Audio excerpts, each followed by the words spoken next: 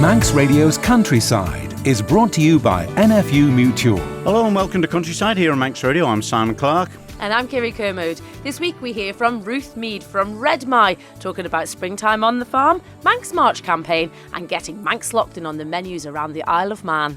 Well, with the possible rise in local fuels here on the Isle of Man, I speak to contractor Kenny Cooil to find out if there's going to be any problems in that area. And also I find out the latest at the start of Shennaghys Jiu week. Well, welcome to another Countryside programme. Plenty of variety to fit in this week's programme, Kirree. It's another mixed bag of weather that we've had, and we like to start with the weather, but it's so crucial in the farming world and anything to do with the countryside events that are going on, isn't it? Oh, totally governs absolutely everything. And this time of year, springtime on the farm is busy for crops, livestock, lambing, calving, you name it, it's all happening at the moment. Yeah, and of course, there seems to be a bit of panic around with the fuel situation because of various things happening around the world. And of course, it's one of the things that agriculture relies on, and the building construction work here on the Isle of Man as well, with the fuel prices of deliveries and everything like that. Well, contractors face the same problems, and even more, I suppose, with farmers on very tight margins at times. So I went to find out from local contractor Kenny Cooil how possibly the rise in local fuels would affect contractors and farmers. Well, firstly, Kenny, is it a busy time of year for yourselves as contractors? Well, it should be, but it's a bit wet at the moment, so it's a bit frustrating. It's a little bit behind, but yeah, we're just waiting to get some decent weather to get in the fields to get something done, really. Get some ploughing done, muck spreading, and really we should be sowing corn, but haven't really done much of that yet.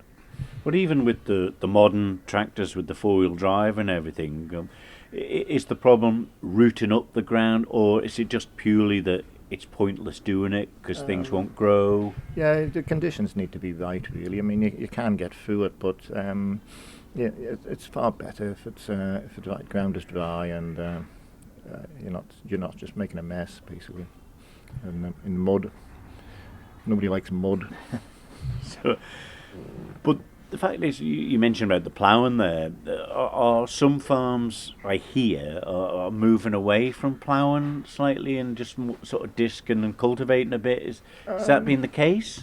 A little bit. There's a few people tried it, but mostly, I'm still mostly ploughing, to be fair. You know, weed control and stuff like that. It's by the time you spray the weeds and then min-till it, there's not much in it, I don't think, really. When we talk about see the ploughing matches going ahead there with the precision and everything like that, and maybe a single or two furrow ploughs that's involved in some of them, 3-4 classes. The ploughs yourselves are using now, will it be 5 furrows? 5. I've got 5 and 4. Yeah, turnover. So we can get a bit done. So yeah, it's a little bit awkward and in the smaller fields, but you just got to make sure that the big tractors are burning a lot of fuel. So you need to have something decent behind it to justify burning that fuel. Is everyone contracting wise on reversible ploughs in this day and age? There's no buys and clashes done? No, there's no buys and clashes. Yeah, you go back and forward now, and yeah, nobody really wants them humps and hollows in their fields anymore. So and it's quicker. It's quicker. It took a while. It took a while in the Isle of Man. I mean, you know, it takes a bit longer, but yeah. And what acreage could you get done in a day ploughing on decent enough fields? It's in decent enough fields, I suppose you'd be looking at 20 acres, but it's very rarely you can get in a decent big field like that, and you know, you can whip through the field quite quickly, and then you come to do the headlands and you're back and forward scratching about, and the plough will be jamming in the corners and stuff, and it just takes a little bit of time, like, you know. But the Manx countryside is beautiful and lovely, all the hedges and everything, but it can be a pain sometimes when you're trying to get around all these corners with the big machines and getting in around the hedges. You mentioned about the fuel there, and that's one thing that's been brought up a lot of recent times with what's happening with fuel prices. I mean, if they suddenly shoot up tomorrow, Kenny, I mean, how does that work with people you're already saying you're going to plough this and do that? Because it could get quite a jump. It could do, but we'll just have to wait to see what happens. I think I haven't heard actually. I mean, I've done all the panic buying. Every drum and barrel and tank is full of fuel on the old price. I've got another order in. I'm assuming that'll be from the new boat that's come in. There's a new boat due in now, I think. So that could be quite a big jump. I don't know. But, it might have to. I mean, I don't know. It's by putting prices up and stuff. I don't want to rip anybody else but off, but I don't want to rip myself off either. So it's just something we're going to have to work out between us, between me and the farmers, and just try to figure it out really, to see what and how long, how much it goes up and how long for. It went up before a few years ago, and it came back down again. So we'll just have to wait and see. It's a bit uncertain really. Yeah, and that's the trouble with it, isn't it? And when you look back at people just with their maybe diesel cars and things like that who'll fill it up 60 litres or something like that, and it'll do them a week or 2 weeks or a month if you're living in Douglas. Yeah. But I mean, what capacity and what fuel is your machines using in a day, Ken? It varies on the jobs. Like, I mean, that big class tractor, it holds over 400 litres. Like, you wouldn't barely burn all that in a day. But the frustrating thing is, you see, of all this lot happened in October, I only filled up the tanks twice for the winter. I've been scratching around, trimming hedges and fencing and not even burning much fuel. But now we are going to start to get busy. I'm assuming the sun will come out at some time, and we're going to get busy, and all these tractors are going to be moving, so there's going to be a lot of fuel burned. And a few pence a litre is going to make quite a difference to the amount of fills we're going to be using here. Yeah, because you look at it's, we mentioned the TT. It's a lot of a sort of sign where farmers are cutting silage, and the contractors are out absolutely flat out day and whatever time of night you can get into. And it's not just one vehicle involved in that. No. I've got a young fellow is working with me now, so we're mostly out with two tractors, and he's good to keep going. So we're full. There's two tractors more or less going full time. So and sometimes get extra help in. So there'll be 3 tractors going, and that'll be quite a big fuel cost to keeping them lot going, like. But of course, when times are changing, prices are never kept the same, whether it's dairy or beef or lamb or anything like that, Kenny. So it must be difficult, obviously, as you said before, if there's a massive rise in the fuel, and you have to tell the customers, look, I'm losing money if I do this. How difficult a thing is that? It is, because when you go to do a job for a dairy farmer, he's telling me that the milk price has just gone down, and you go to a beef farmer and he's complaining about the meat plant and the stagger and stuff. So it's difficult to tell them that the price will be going up, but it's just something we'll have to work out together and try and come to some sort of agreement. We've all got to live. It's just we'll just have to try and work through it, and hopefully it doesn't go up too much. Kenny Cooil there, and it's one of them unknown things, as Kenny says. It's difficult to say to farmers, or it's sorry, I'm going to have to charge you so many pounds more this time and what have you, when they're probably all relying on that's what we hope it's going to be, but it's just a bit up in the air, isn't it? This is it. You budget for a certain cost throughout the year. The contracting's in a certain box. but global conflict is happening more and more, and it is affecting us, that knock-on effect. And I think we are, as farmers and whoever you are on the Isle of Man, are going to have to put aside some money for contingency, I suppose. Yeah, and you look at them when Kenny was talking about that tractor, it holds 400 litres of fuel. Wow. You can use 300 in a day doing stuff, Gets a lot of work done, but it's still got to be accounted for somewhere along the line. So. And this is it. And they're all economically, technology has grown within the mechanical side of the industry. So it's not just guzzling fuel, it's there and it's being measured properly. So it is hard, very hard to project what's going to happen this year. It is. Well, of course, a busy lady and a busy fella that's Stuart's with her is Ruth Mead. This is it. Red Mie is always a busy place and do great promotion for Manx produce. I caught up with Ruth just ahead of lambing time to see what's happening this springtime on their farm. Well, Ruth, I've stolen you away from the farm. No doubt it's a very, very busy time. Springtime is always exciting, though. Yes, it is, and it's really nice to sit down for half an hour. Feels a bit like cheating, but here we are. So, yeah, it's a really busy week this week. We're preparing for our first visitors of 2026 in 3 days' time. Oh, my word. That is no pressure. No, I know. So, yeah, the ewes are all due to give birth any moment now. We're busy potting on chilies. So the chilies are coming on really well this year. We're really pleased with that. The hens are coming back into lay. The ducks are laying really well. So it's definitely spring. It is so exciting, isn't it? And given there was a little bit of...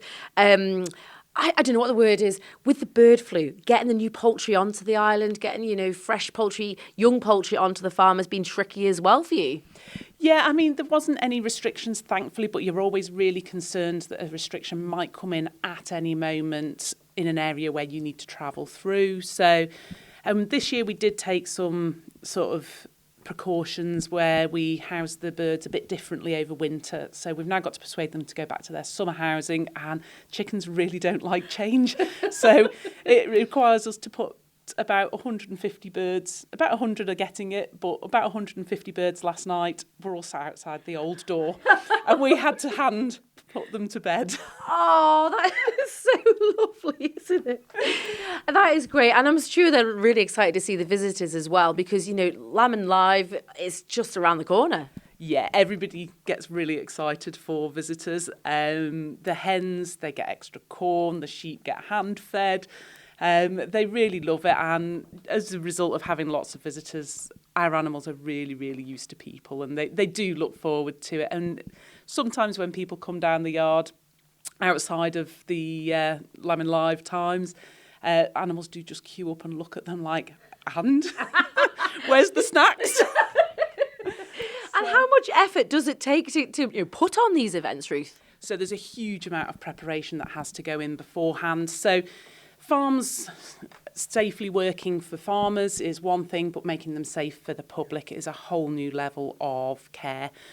So we have to make sure everything is very, very tidy, very, very clean. And then we have to set up pens and things in such a way that it's good for the animals and good for the people. So we've got to keep both sides of the fence safe. And that's it. And I suppose you do lots of courses. You go away to learn about the educational side of it. But it's ever evolving. We want people on the farms, don't we? So, to get them fresh ideas, to get them through the gate is so important. Yeah, and it's really great to have the conversations with people. And every year, lots of people go home knowing something that they didn't know before. They're surprised. We have some brilliant conversations on farms.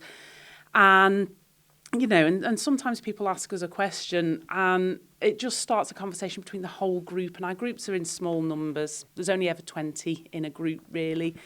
And we get to talk about the why we do what we do and how things affect, the knock-on effect of things like, today we've got the fuel price rises. Mm-hmm. So we're going to have a think about, how that's impacting us, how we can minimise that, where we might need to consider passing on some costs. And it's a really tricky balance because everybody's squeezed. So you don't want to pass on costs, but at the same time, we have to remain profitable and be able to pay ourselves because we have living expenses just like everybody else. And that said, with keeping animals, you use those animals for food. They're farmed in a sustainable way, that you have that life cycle, and you keep Lochtons. Now, they are a longer term project, really. By the time you bred them and raise them, they're slower growing. But you are doing that bit to try and get the local produce to the local consumer. Yes, so the Lochton, we keep them for around about 2 years usually. So there is a bit of a balance. The Lochton are very low maintenance sheep. We love them. They are the last native farm animal to the Isle of Man.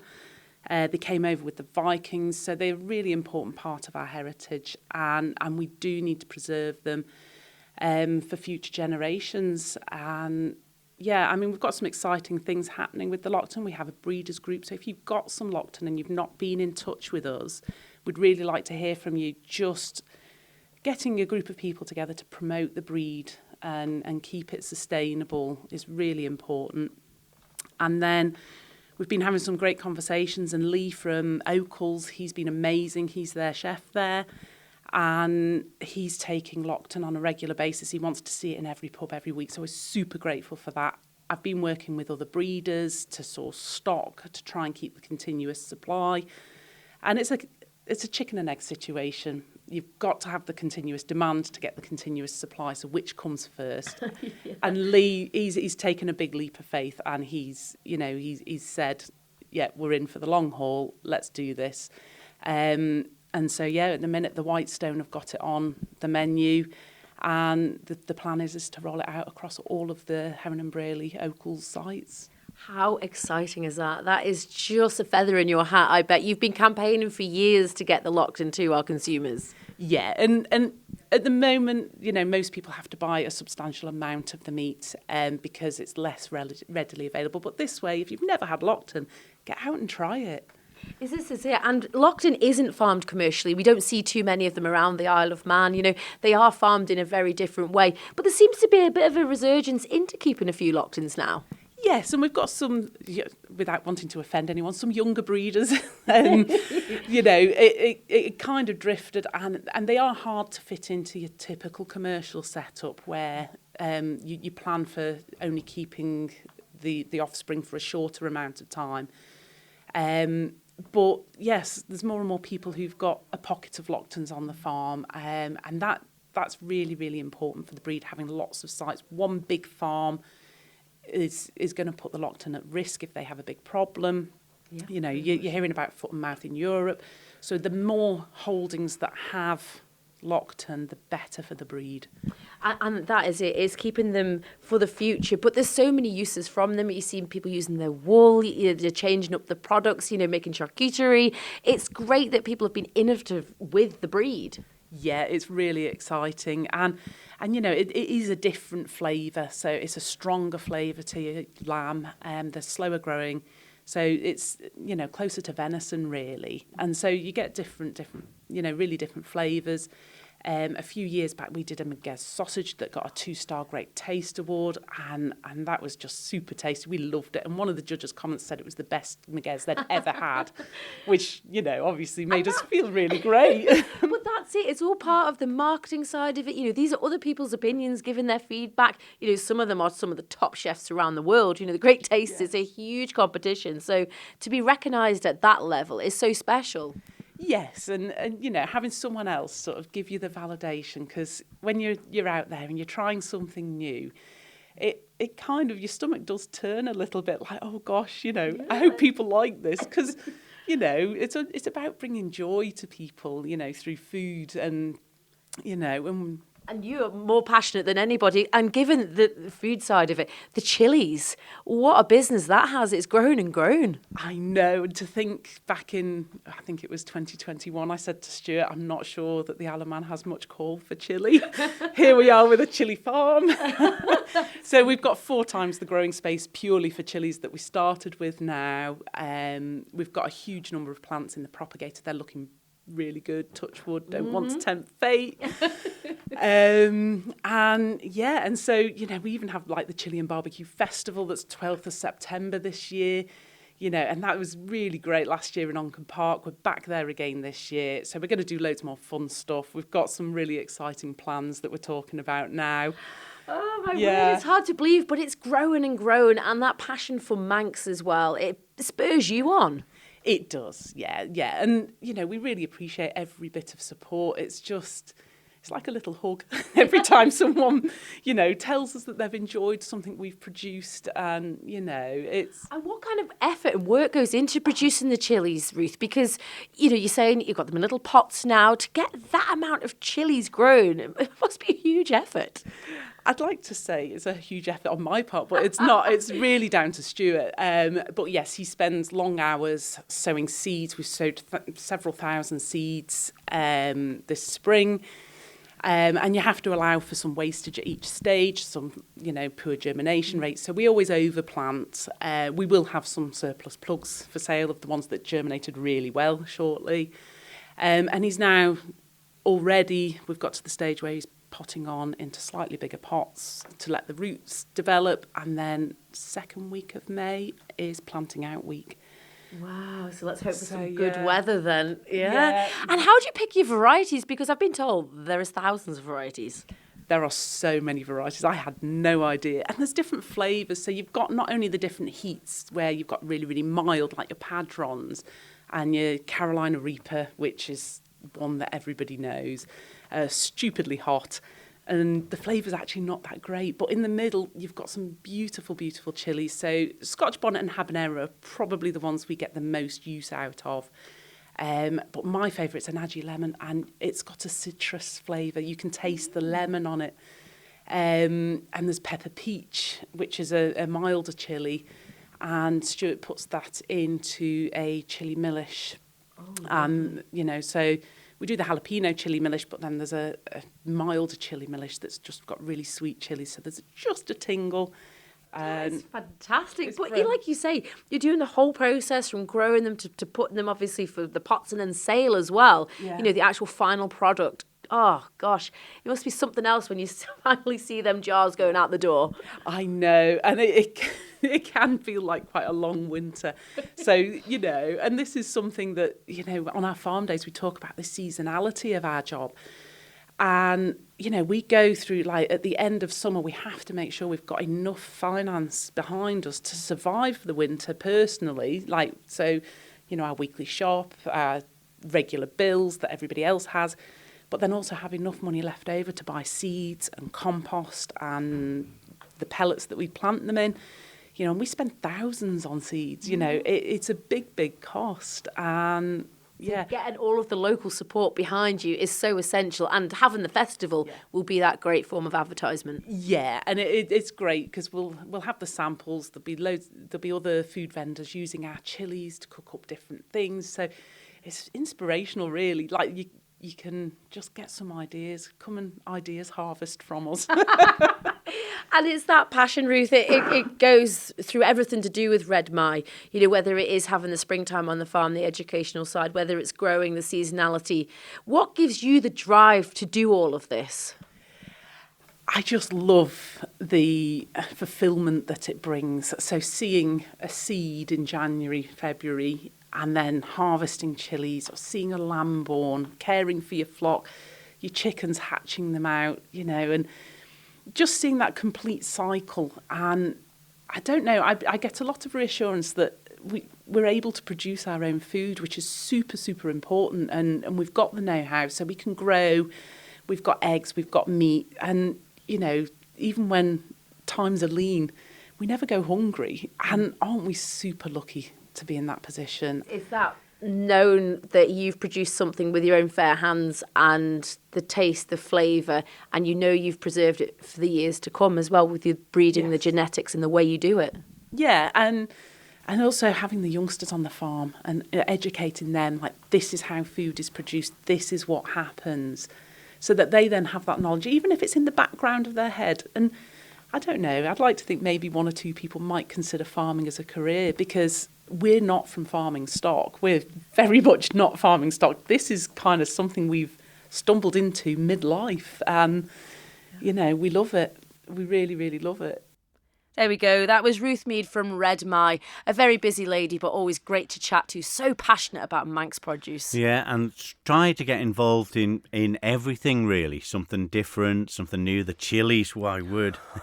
Oh, Put they'll a set you tickle on your back. tongue, don't they?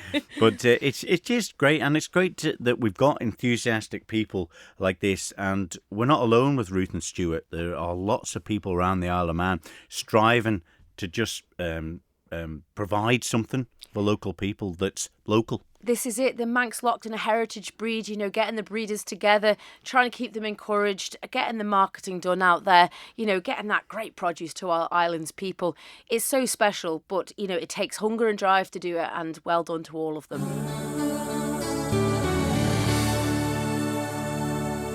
You're listening to Countryside here on Manx Radio with Kirree and myself, Simon Clark. Well, Kirree, in the past and coming up probably, we get involved in a lot of the countryside events that happen around the island. There's some song and dance off the professional side, and some not quite so professional as we witnessed at the Young Farmers Concert of recent times. But the Shennaghys Jiu has been going quite a while, and it starts this week. It's got a lot of country roots, and to find out more about this year's programme, I spoke to Jiu and Garrett. Well, Jiu, you've been at the forefront of Shennaghys Jiu for many years, and here you are again. Didn't expect to see you. It's been a little bit. I've been threatening to step down for a few years, but we're here. But I think this year is officially our final in the present form. So we will see what happens. We're going to take some time out over the next year, pull our bridges together and see where we're up to. But certainly at the moment, in its present form, we're coming to an end at the end of this year. Well, it starts on Thursday as the opening address for it all. What's the programme got installed this time? Because you're not just limited to big orchestras, big bands that play in big cities, are you? No, we've got lots of groups coming from all over the Celtic world this year, from our small countrysides, towns in Cornwall, and people from Scotland and Ireland, Killarney, little farming stock, Killarney into the big towns of Killarney. But we're basically got people from all over the Celtic world, and our local musicians and dancers from around the Isle of Man too. So we've got lots in stock, concerts and ceilidhs and small gigs and intimate venues. So the full range of events. Well, you've been there from the start, June, I think. And where did it all stem from?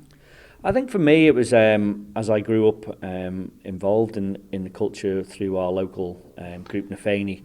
We spent an awful lot of time of our winter and the summer seasons going to little do's in the countryside. We would be at the Eel Verras in Kirk Michael, or we'd be at a Manx Tay at Bride, or the Laxey Fair, or all those little small events that just were part of the Manx calendar as I grew up. So that was where my interest developed, and where we really took off from there and grew. But it's not an easy thing to put on. Has it got harder over the years since when you started? Certainly, I think from a financial point of view, it's really more difficult than ever before. I think as the event grew, obviously we had to grow with it and fit into our new surroundings. So I think just from the basis of a financial point of view, it's definitely grown. But also from that point of view of bringing people in to be involved. We've got a great group of people who are there all year, but finding new people to come through and have that time in the modern world to give their time freely and commit to it full time is becoming more tricky. But it's a massive part of Isle of Man culture, isn't it? The Manx music, the Manx dance, and seeing how they do it in the likes of Britain and Cornwall and places, which I suppose have got a similar sort of feel to their music. Yeah, I think the Celtic patterns and the music, from wherever we come in the world, it has similarities. Same with the dance, whether it's circles or line dances or social occasions. I think that's where that social gathering of people and like-minded people have come together. So we've got similarities right across from the Celtic world, but also our uniqueness as well alongside it. So it's really a great time that all people, but our young people especially, can share that culture and share that identity with people from across the Celtic nations. Well, of course, the feedback, I've been to quite a few of them as well, the feedback that you get when you're talking, listening to the people talking, maybe coming to the Isle of Man for the first time. It's just great feedback that you get. And I suppose it's the same when yourselves go and visit the other places as well. Yeah, the chance to perform off the Isle of Man is hugely important, especially for our young people to go and see that they're not just part of this small individualistic culture on the Isle of Man. It's part of something bigger, whether that's shared with our Celtic nations or international music and dance. There's that camaraderie and that lovely nature of sharing ideas and meeting new people. I think that's the main thing, that meeting new people and having that chance to enjoy each other's customs and each other's traditions in that way is hugely enlivening to lots of people, and me included. And so gets underway Thursday. What's on the agenda for this year? How many days does it run for? We're running from Thursday till Sunday, so we've got our opening on Thursday, but we've added an extra night of Kirree dance and music and dance this year because we felt that with it being our last in the present form, we were going to go out with a big bang. So we're Thursday, Friday, Saturday, Sunday. Kirree's in the Masonic in Ramsey, and then we've got our big concert in Peel on Sunday afternoon. A whole day of events in Ramsey on Saturday. And this year we've gone back a little bit to our roots, and we started our events many years ago in the local churches, and so we're going to Lazaire Church for a concert on Friday afternoon. So we have a whole range of different events. You've taken part in them. I still remember the big bandage on the thumb from the stick dance. Unfortunately, my dancing days are a little bit of an ebb at the moment, but still definitely in part. I'm still definitely one of the organisation. I will be seen on stage, no doubt, introducing people and making sure things are running smoothly in the background. But I might get the odd Kirree dance in for 5 or 10 minutes before I have to sit down. And that's what's special about it, isn't it? And when you see the groups getting up, doing their bit, the Isle of Man go, and Shennaghys Jiu do their bit, and Feeney, and when you see the other groups as well, and when they all finish, they're all just hugging and chatting about it. Oh, where did you learn that move? That's slightly different than ours. And it's great for education, isn't it? It is. I think the one thing that I take away over the last 27 festivals is just that friendship that comes about during festivals, and the young people that have grown up with it but made friends along the way. So we've got lots of friends coming back this year for our final special year, and just that camaraderie and that love of being with each other and meeting new people is second to none. And I think it's really important for our youth, but also for all generations to share their ideas and see that spirit of families being together and taking part in things together and having somewhere to go together is really important. Finally, is it a worry for fans of Shennaghys Jiu what the future holds? Yeah, I think it's a worry. It's a worry in the fact that for me personally, being involved with it since I was young and making sure that we have something that young people can come and do and share these ideas. So I'm going to take stock, and we're going to take stock and see how we can best do that moving forward, but without the strain of organising events right the way throughout the year just to hit our financial targets. So that sort of thing is become more difficult. So the worry is making sure that there's something in the line in the future that young people can come and share their ideas and join and meet up with their families to enjoy fun and social occasions together. June Garrett from Shennaghys Jiu, which gets underway this Thursday with a great programme of events around the Isle of Man. And it's sad to hear that, that they may be struggling. This is it. There's a lot of young people coming through. It is getting brought into schools again, the Manx dance and the Manx language. And it has been a bit of a resurgence more recently. They're doing a good job. But just to keep that heritage and culture alive, more people have got to get involved. Yeah, and that's the difficult thing. The same people have ran stuff for many years. And this happens in a lot of organisations here in the Isle of Man. And now I don't know what it is, whether people don't have time, or they just say they don't have time to help out, and it's left to the same people who've been doing it for years. And I think that's one of the dying things of the Isle of Man, possibly. Well, I suppose we've got to be positive, as we always are on Countryside, and let's hope that there's people out there listening that can help and get involved. And the more we can get into the curriculum around the island, this is our history. It should be taught, it should be looked after. It is indeed. Well, on that positive lecture from my compatriot here, we'll leave it there for this week's Countryside. We're back next week with the last in this current series. So until then, from me, Simon Clark. I'm me, Kirree. We'll see you then. Bye-bye. Bye-bye.